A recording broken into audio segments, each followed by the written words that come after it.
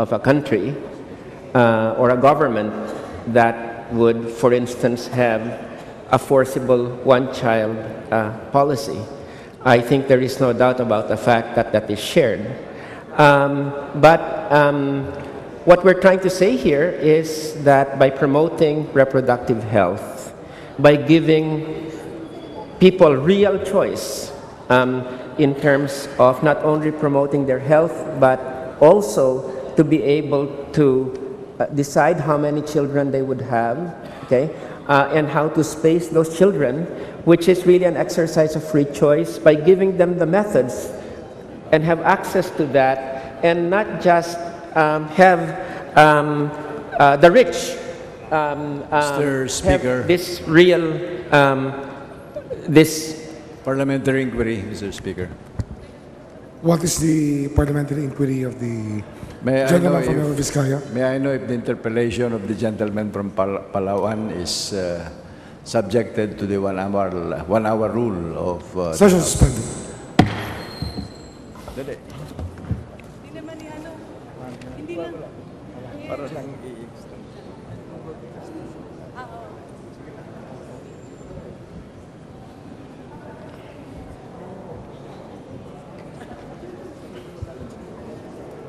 May we know, Mr. Speaker, if the interpellation is subject to the one-hour rule? Well, generally we allow the interpellations to run, subject, of course, to time extensions. So in that if case, there are any motions from the majority leader or from other members of the House. in that case, Mr. Speaker, because I'm also enjoying the debate, and I don't want that the exchange of words would be stopped abruptly. So may I move that the time of the gentleman from Palawan be extended to another 10 minutes. Any objections? Chair Stan, the time of the gentleman from Palawan is extended by 10 minutes, Mr. Speaker. another 10 minutes. Thank you, Mr. Speaker. Mr. Speaker, parliamentary inquiry. To your left, Mr. Speaker. Yes, the Honorable Romualdo. Do we have that in the rules that debate is limited to 1 hour per interpolator?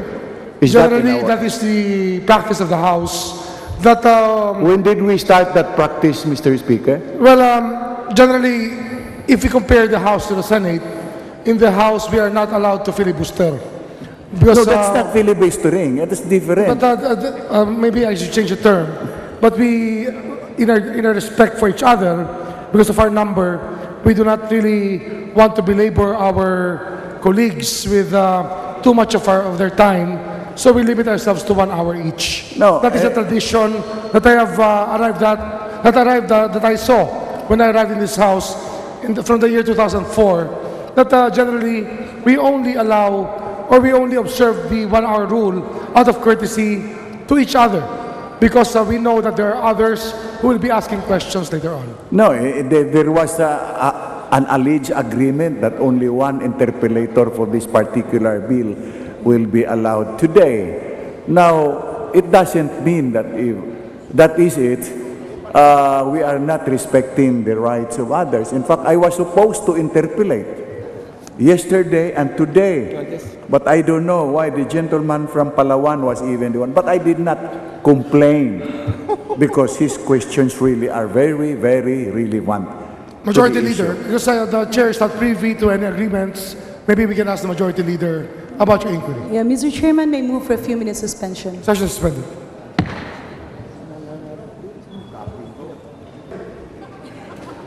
Mr. Speaker, after conferring with our distinguished colleague, the Honorable Romualdo, he has acceded that we continue the interpellation of the Honorable Socrates to that of the Honorable Bello. The gentleman may proceed. The Honorable Gentleman from Akbayan, Walden Bello, is recognized to sponsor the measure, and the Honorable Socrates of Palawan may continue his interpellation. Thank you, Mr. Speaker. Mr. Speaker, I was in the process of answering the gentleman from Palawan. Basically, Mr. Speaker, again, I would like to reiterate, that the principal objective that unites the more than 100 sponsors of the bill has been the promotion of reproductive health. Secondly, that the impact on the population is incidental to the practice or the promotion of reproductive health. Third is that I did mention the fact that there is also concern among many in our society about the size of our population, to the environment, and to the economy. And among the incidental consequences of the bill will in fact be these micro decisions, that are made at the level of the family will inevitably have a macro effect in terms of smaller families because of the choice that people will have around reducing the size of their family in order to be able to provide for their children to have a very decent life and to be able to rise in life. Kaya ho, Mr. Speaker, Your Honor, this is a pro-children policy. Kasi ho, this gives the families a chance to be able to have no longer, for instance, among the poorest families, 9 children. They will have smaller families, and those families will be able to, those children will be able to go to grade school, high school, college.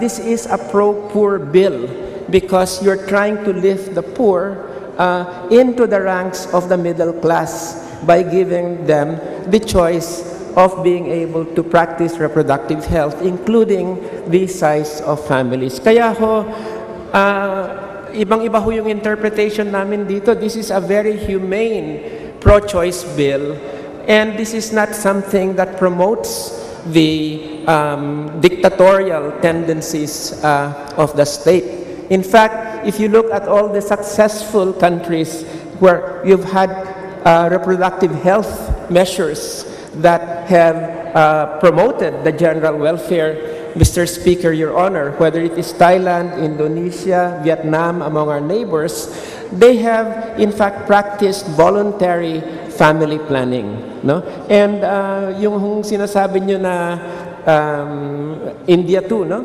Pero yung sinasabi nyo na China example, that let's just